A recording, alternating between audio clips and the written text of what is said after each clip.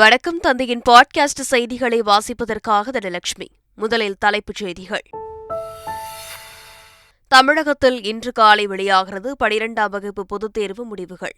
தேர்வு முடிவுகளை உடனடியாக மாணவர்களின் செல்போன் எண்களுக்கு அனுப்ப ஏற்பாடு.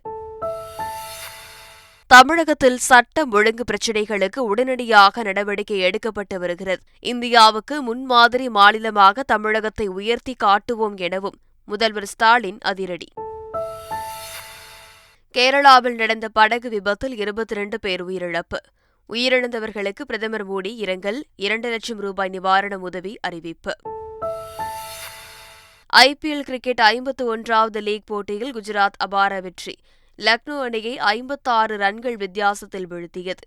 மற்றொரு லீக் ஆட்டத்தில் ராஜஸ்தானை வீழ்த்தியது ஹைதராபாத். தென்கிழக்கு வங்கக்கடலில் இன்று உருவாகிறது காற்றழுத்த தாழ்வு பகுதி.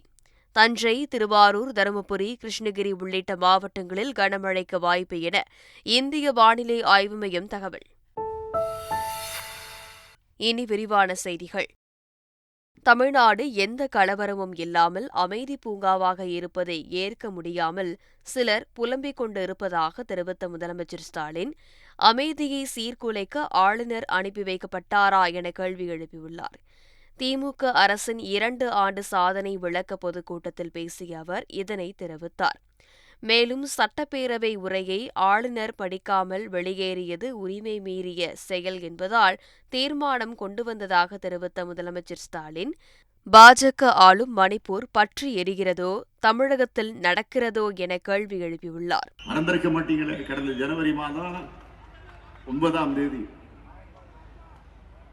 தமிழ்நாடு சட்டமன்றத்திற்கு உரையாற்ற வந்த ஆளுநர் அவர்கள் நாம் தயாரிச்சு கொடுத்த உரையை வாசிக்காம அதை மாற்றி வாசித்து, நாம் எழுதி தந்ததை விட்டுவிட்டும் அவராக சில செய்திகளை சேர்த்தும் வாசித்தார்.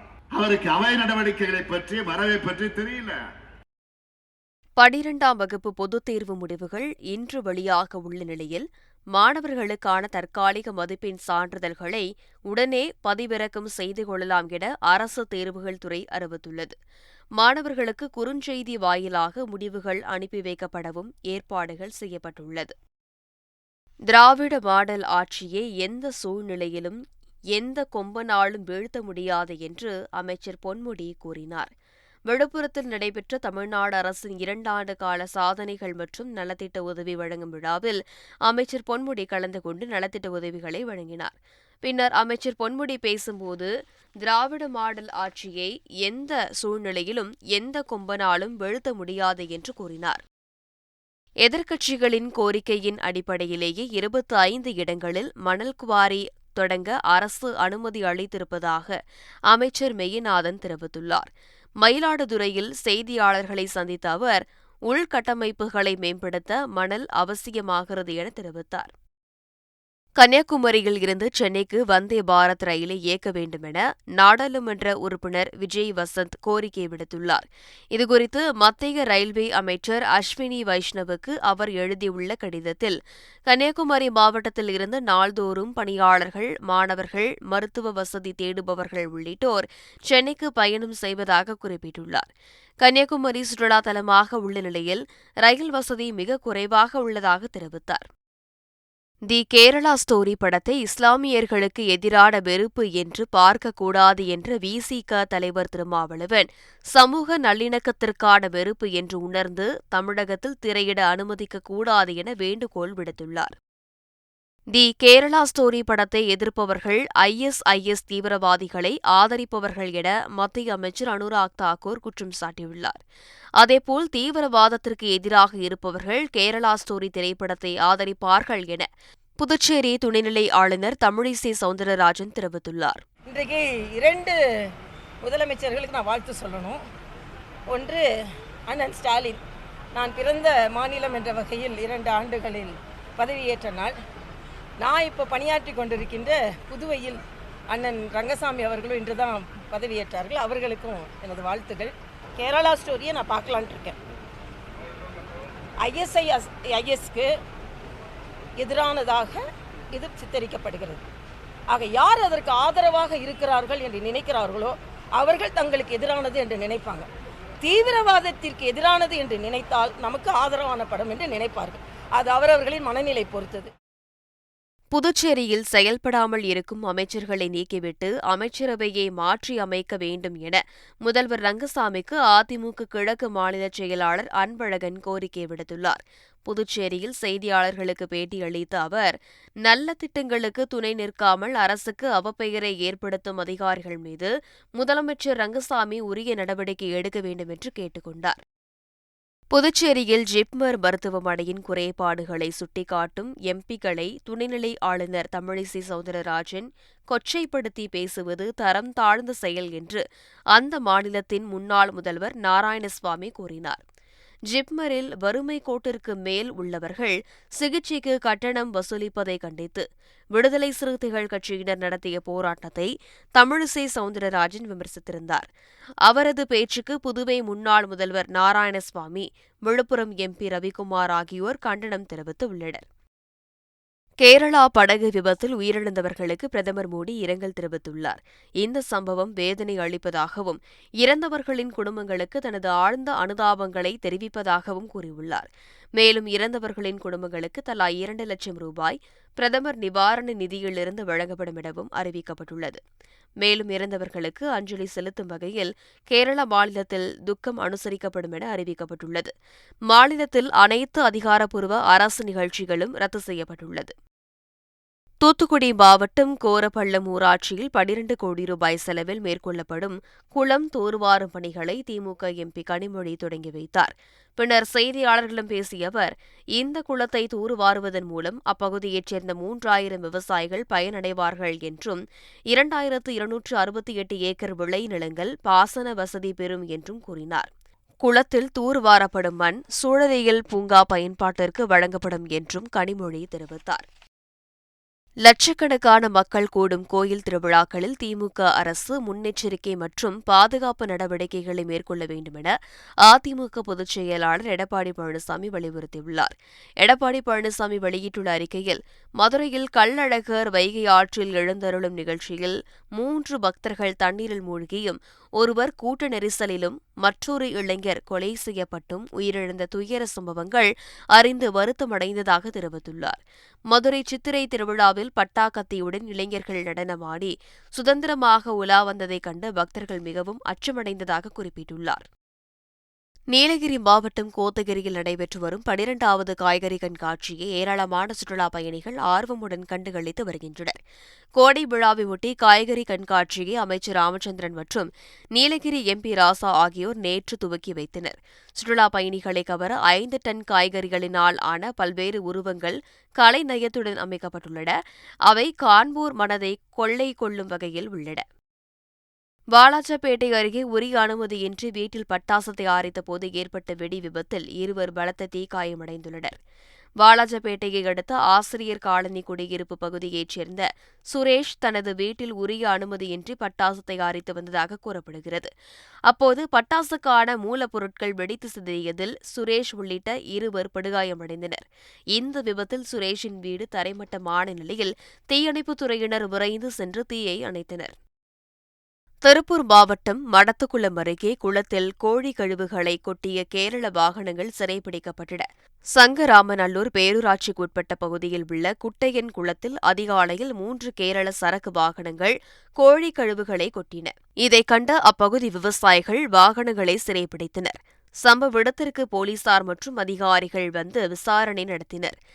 இதையடுத்து சுகாதார சீர்கேடு ஏற்படுத்தும் வகையில் செயல்பட்ட 3 கேரள வாகனங்களுக்கு பேரூராட்சி நிர்வாகம் தலா 5000 ரூபாய் அபராதம் விதித்தது. ஆபரேஷன் கஞ்சா வேட்டை 4.0வில் கடந்த 6 நாட்களில் 659 கஞ்சா வியாபாரிகள் கைது செய்யப்பட்டு 728 கிலோ கஞ்சா பறிமுதல் செய்யப்பட்டுள்ளதாக காவல்துறை தெரிவித்துள்ளது. கைது செய்யப்பட்டவர்களில் 5 பேர் பெண்கள் என்றும் 41 வங்கிக் கணக்குகள் முடக்கப்பட்டுள்ளதாகவும் தெரிவிக்கப்பட்டுள்ளது. கஞ்சா வைத்திருப்பவர்கள் மற்றும் அவற்றை விற்பனை செய்பவர்கள் பற்றிய தகவலை பொதுமக்கள் தொலைபேசி மற்றும் மின்னஞ்சல் மூலமாக தெரிவிக்கலாம் என்றும் காவல்துறை தெரிவித்துள்ளது. காஞ்சிபுரத்தில் டிஎன்பிஎஸ்சி தேர்வு எழுத வந்தவர்களை அனுமதிக்காததால் மையத்தின் கதவினை உடைத்து தேர்வர்கள் உள்ளே புகுந்து சென்றதால் பரபரப்பு ஏற்பட்டது. தமிழ்நாடு அரசு பணியாளர் தேர்வாணையம் சார்பில் ஊரக வளர்ச்சி மற்றும் ஊராட்சித் துறையில் சாலை ஆய்வாளர்கள் பணிக்கான எழுத்துத் தேர்வு ஏனாதூரில் நடைபெற்றது. காலையில் தேர்வு முடிந்த பிறகு மதியம் 2 மணிக்கு தேர்வு எழுத வேண்டியவர்கள் 1:30 மணிக்கு வர வேண்டும் என்ற விதியை பின்பற்றி அரை மணி நேரத்திற்கு முன்பாகவே மையத்தின் கதவுகள் மூடப்பட்டன.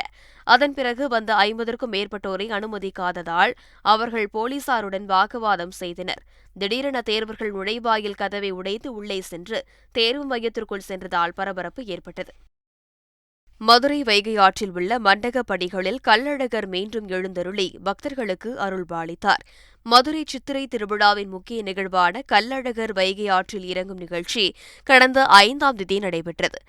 இதனைத் தொடர்ந்து வைகை ஆற்றில் உள்ள மண்டகப்படிகளில் கள்ளழகர் எழுந்தருளும் நிகழ்வு நடைபெற்று வருகிறது.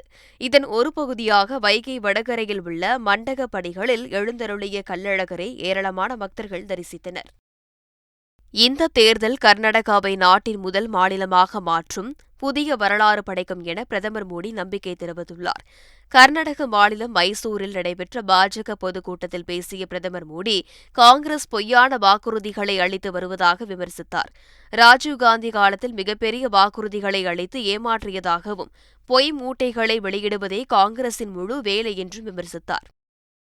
சூடானில் இருந்து மீட்கப்பட்ட ஹக்கி பிக்கி பழங்குடியினருடன் பிரதமர் மோடி கலந்துரையாடினார். ஆபரேஷன் காவேரி திட்டம் மூலம் சூடானில் தவித்த இந்தியர்கள் மீட்கப்பட்டனர். அவ்வாறு மீட்கப்பட்ட ஹக்கி பிக்கி பழங்குடியினரை ஷிவமோகாவில் பிரதமர் மோடி சந்தித்தார். அப்போது பிரதமர் மோடிக்கு பாசியை அணிவித்து கைகுலுக்கிய பழங்குடியினர் தங்களை பத்திரமாக மீட்டு தாயகம் அழைத்து வந்ததற்காக நன்றி தெரிவித்தனர். கர்நாடகாவில் எங்கு பார்த்தாலும் ஊழல் நிறைந்திருப்பதாக ராகுல்காந்தி விமர்சித்துள்ளார். அனகல் பகுதியில் பரப்புரை மேற்கொண்ட ராகுல்காந்தி பாஜக எம்எல்ஏவின் மகன் 8 கோடி ரூபாயுடன் பிடிபட்டதாகவும் 2500 கோடி ரூபாய்க்கு முதலமைச்சர் நாற்காலி வாங்க முடியும் என பாஜக எம்எல்ஏ கூறியதாகவும் தெரிவித்தார். கர்நாடகாவில் நடக்கும் ஊழல்கள் அனைத்தும் 6 வயது குழந்தைக்கு கூட தெரியும் என்ற ராகுல்காந்தி பிரதமர் மோடிக்கும் இங்கு நடக்கும் ஊழல்கள் தெரியும் என்றார். குஜராத் மாநிலத்தில் கடந்த 2016ஆம் ஆண்டு முதல் 2020 வரையிலான காலகட்டத்தில் 40,000க்கும் மேற்பட்ட பெண்கள் காணாமல் போய்விட்டனர் என்று அதிகாரப்பூர்வ புள்ளி விவரங்கள் தெரிவிக்கின்றன. தேசிய குற்ற ஆவண காப்பகத்தின் தரவுகளின்படி 2016இல் 7,105 பெண்களும், 2017இல் 7,712 பெண்களும், 2018இல் 9,246 பெண்களும், 2019இல் 9,268 பெண்களும் காணாமல் போயுள்ளனர். பெண்களை கடத்தி சென்று வேறு மாநிலங்களில் விற்பனை செய்வதுதான் இதற்கு காரணம் என்று முன்னாள் கூடுதல் காவல்துறை இயக்குநர் ராஜன் பிரியதர்ஷினி கூறியுள்ளார். மணிப்பூரில் அமைதி திரும்ப பிரார்த்திப்பதாக இசையமைப்பாளர் AR ரஹ்மான் பதிவிட்டுள்ளார். மணிப்பூரில் பழங்குடியினர் மக்களுக்கும் மாற்று சமூகத்தினருக்கும் ஏற்பட்ட மோதல் வன்முறையில் முடிந்து பலர் உயிரிழந்தனர். இதற்கு வருத்தத்தை பகிர்ந்துள்ள AR ரஹ்மான், என் நினைவுகளில் எப்போதும் மணிப்பூர் மக்களை வைத்திருக்கிறேன் என வீடியோ பகிர்ந்துள்ளார். நடிகை சமந்தா மிகவும் நல்ல பெண். அவரது வாழ்க்கையில் அனைத்து சந்தோஷங்களும் கிடைக்க வேண்டும் என நடிகர் நாக சைத்தன்யா தெரிவித்துள்ளார். திருமண வாழ்க்கை குறித்து மனம் திறந்துள்ள அவர், சமந்தாவுடன் வாழ்ந்த நாட்களை மிகவும் மதிப்பதாக நிகழ்ந்துள்ளார். இணையத்தில் எங்களை பற்றி பரவும் வதந்திகள்தான் இருவரும் இடையே உள்ள நல்லுறவை பாதிப்பதாக வருந்தினார். ஆசிய சீனியர் பவர் லிப்டிங் போட்டியில் சென்னை வீரர் சண்முகம் தங்கப்பதக்கம் வென்றுள்ளார். கேரள மாநிலம் ஆலப்புழாவில் நடைபெற்ற இந்த போட்டியில் ஆசியாவைச் சேர்ந்த 42 நாடுகளின் வீரர் வீராங்கனைகள் பங்கேற்றனர். இதில் இந்தியா சார்பில் பங்கேற்ற சண்முகம் 83 கிலோ எடை சீனியர் பிரிவில் தங்கப்பதக்கம் வென்றார். ரயில் மூலம் சென்னை சென்ட்ரல் ரயில் நிலையம் வருகை தந்த அவரை நண்பர்களும் உறவினர்களும் உற்சாகமாக வரவேற்றனர். IPL தொடரில் லக்னோவுக்கு எதிரான போட்டியில் குஜராத் அணி 56 ரன்கள் வித்தியாசத்தில் அபார வெற்றி பெற்றது. முதலில் பேட் செய்த குஜராத் அணி 20 ஓவர்களில் 227 ரன்கள் குவித்தது. தொடர்ந்து களமிறங்கிய லக்னோ அணி 20 ஓவர்களில் 171 ரன்கள் மட்டுமே எடுத்து தோல்வியடைந்தது. IPL தொடரில் ராஜஸ்தான் அணிக்கு எதிரான போட்டியில் ஹைதராபாத் வெற்றி பெற்றது. ஜெய்ப்பூர் மைதானத்தில் நடைபெற்ற இப்போட்டியில் முதலில் பேட்டிங் செய்த ராஜஸ்தான் அணி நிர்ணயிக்கப்பட்ட 20 ஓவர்களில் 214 ரன்கள் குவித்தது. இதையடுத்து களமிறங்கிய ஹைதராபாத் அணி 6 விக்கெட்டுகளை மட்டுமே இழந்த நிலையில் வெற்றி இலக்கை எட்டியது. இதன் மூலம் 4 விக்கெட்டுகள் வித்தியாசத்தில் ஹைதராபாத் அணி அபார வெற்றி பெற்றது. தமிழ்நாட்டில் 18 மாவட்டங்களில் கனமழைக்கு வாய்ப்பு உள்ளதாக சென்னை வானிலை ஆய்வு மையம் அறிவித்துள்ளது. தென்கிழக்கு வங்கக்கடல் தெற்கு அந்தமான் கடலில் நிலவும் வளிமண்டல கீழடுக்கு சுழற்சி இன்று காற்றழுத்த தாழ்வுப் பகுதியாக வலுப்பெறும் என தெரிவிக்கப்பட்டுள்ளது. இதனால் தருமபுரி, கிருஷ்ணகிரி, திருப்பத்தூர், திருவாரூர், நாகை, மயிலாடுதுறை உள்ளிட்ட மாவட்டங்களில் கனமழை பெய்யும் என சென்னை வானிலை ஆய்வு மையம் கூறியுள்ளது. மீண்டும் தலைப்புச் செய்திகள். தமிழகத்தில் இன்று காலை வெளியாகிறது 12ஆம் வகுப்பு பொதுத் தேர்வு முடிவுகள். தேர்வு முடிவுகளை உடனடியாக மாணவர்களின் செல்போன் எண்களுக்கு அனுப்ப ஏற்பாடு. தமிழகத்தில் சட்டம் ஒழுங்கு பிரச்சினைகளுக்கு உடனடியாக நடவடிக்கை எடுக்கப்பட்டு வருகிறது. இந்தியாவுக்கு முன்மாதிரி மாநிலமாக தமிழகத்தை உயர்த்தி காட்டுவோம் எனவும் முதல்வர் ஸ்டாலின் அதிரடி. கேரளாவில் நடந்த படகு விபத்தில் 22 பேர் உயிரிழப்பு. உயிரிழந்தவர்களுக்கு பிரதமர் மோடி இரங்கல், 2 லட்சம் ரூபாய் நிவாரண உதவி அறிவிப்பு.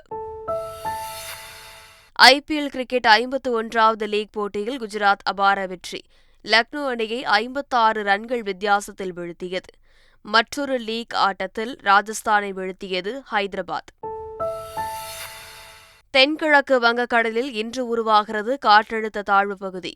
தஞ்சை, திருவாரூர், தருமபுரி, கிருஷ்ணகிரி உள்ளிட்ட மாவட்டங்களில் கனமழைக்கு வாய்ப்பு என இந்திய வானிலை ஆய்வு மையம் தகவல். இத்துடன் பாட்காஸ்ட் செய்திகள் நிறைவு பெறுகின்றன. வணக்கம்.